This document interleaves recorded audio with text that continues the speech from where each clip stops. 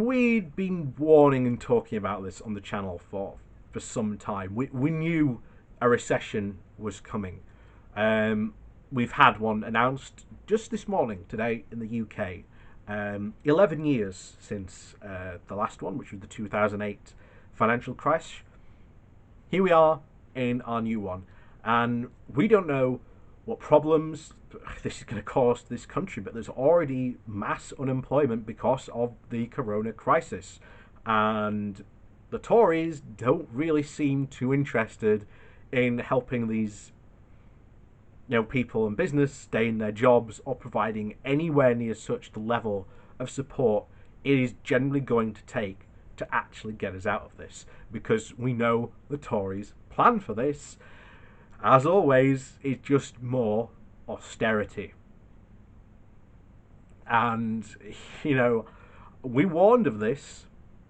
We warned that if you voted for Brexit, you would get the most right-wing government in history.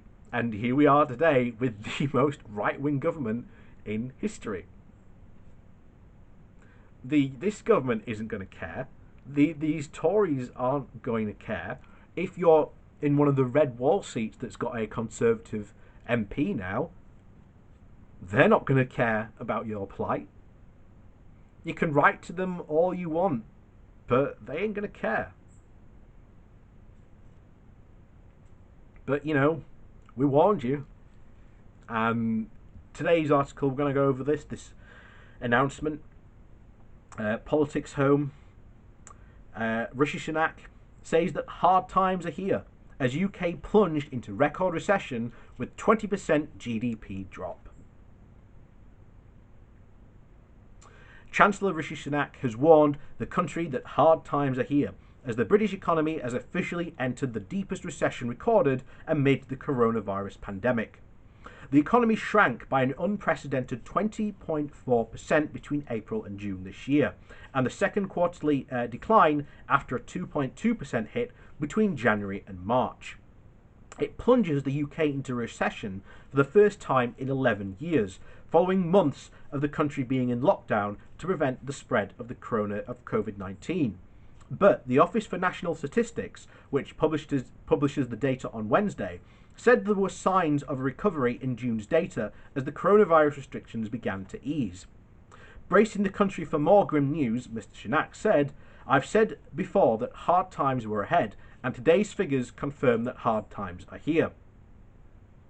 Hundreds of thousands of people have already lost their jobs, and sadly in the coming months many more will. But while there are difficult choices to be made ahead, we will get through this, and I can assure people that nobody will be left without hope or opportunity."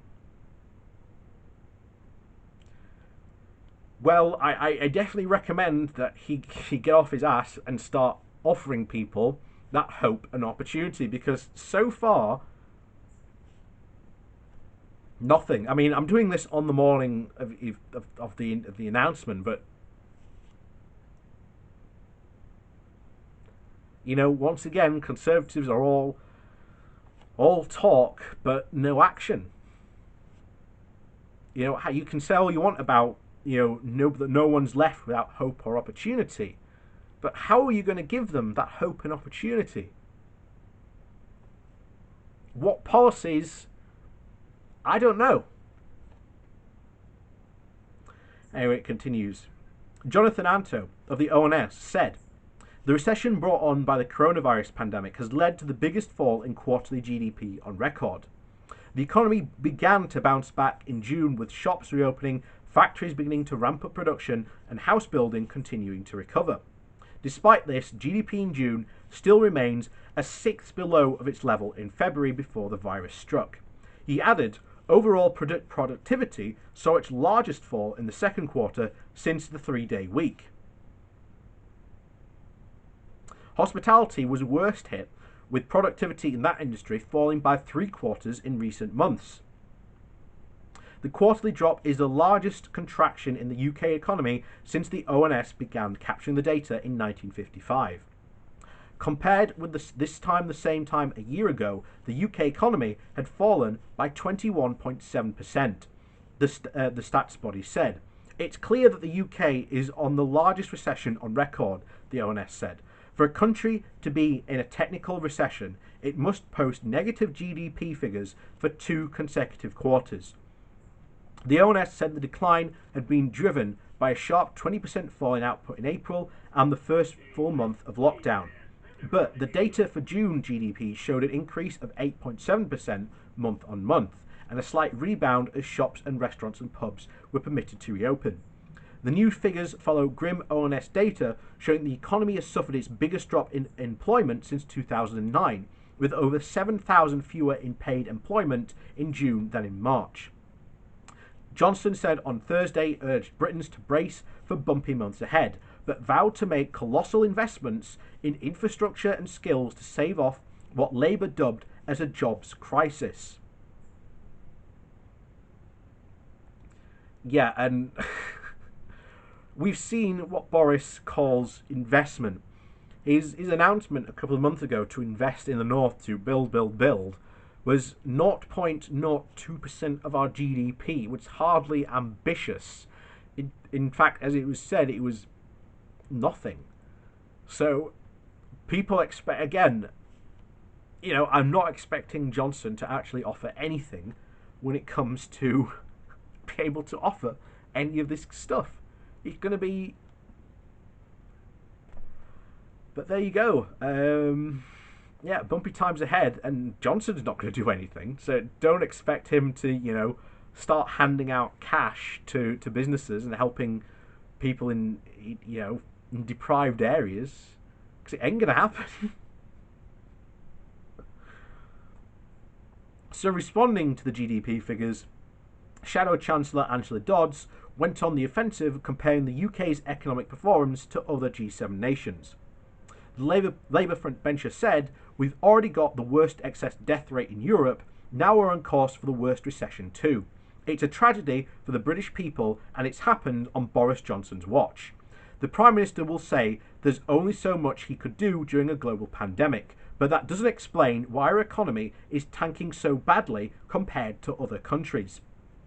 She added a downturn was inevitable after a lockdown, but Johnson's jobs crisis wasn't. Now he must take responsibility and scrap the one-size-fits-all withdrawal of wage support and bring the health crisis properly under control. And who knows generally what's going to happen in response to this. I do expect some sort of statement today by Boris. I don't know if we'll end up covering it. We may or might do. But yeah, bad times are ahead. And she makes a very good point of the fact that you look at other G7 countries, not only that, but Europe themselves, they're nowhere near our level of crisis. Why? Because Boris Johnson says that he's done all that he could possibly do. Well, actually, no, he could have done a lot more. Other countries have shown that he could have done a lot more. And that's the crisis that we're in. We've got an absolute incompetent man running the country surrounded by yes men who aren't going to tell him what to do, because the guy with the plan is Dominic Cummings, and Dominic Cummings certainly didn't predict this pandemic. It's not factored into his grand data schemes, as he often once called it. So here we are, sitting on this, and you've got a no-deal Brexit coming, and we'll find out what's going to happen in October, because that's when it's all going to kick off.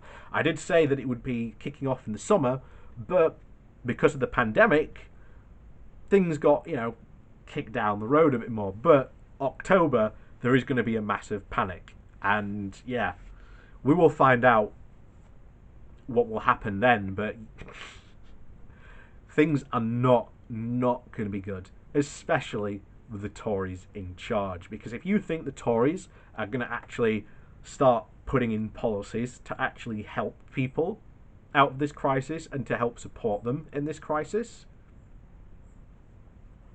can think again, but there we are. We're in an absolute awful situation, and this one he's right. This job crisis that we are now in is all on Boris. And it's up to Boris and to try and actually get us out of it. And he's got an 80-seat majority. He can do whatever the hell he wants. Can get whatever he wants through Parliament. But do you see Parliament being called back to help deal with this recession? No. If I were genuinely Prime Minister and I heard this news this morning, I'd cancel the recess. I'd be meeting with my, advisors saying, okay, what can we do to, help people out? Boris hasn't done that. As far as I'm concerned, he's still on holiday somewhere. So there you have it. So please do like, share and subscribe to the channel. Every little bit helps. If you would like to support the channel in other ways, there are links down below to do that. And thank you very much for watching, and we'll see you all next time.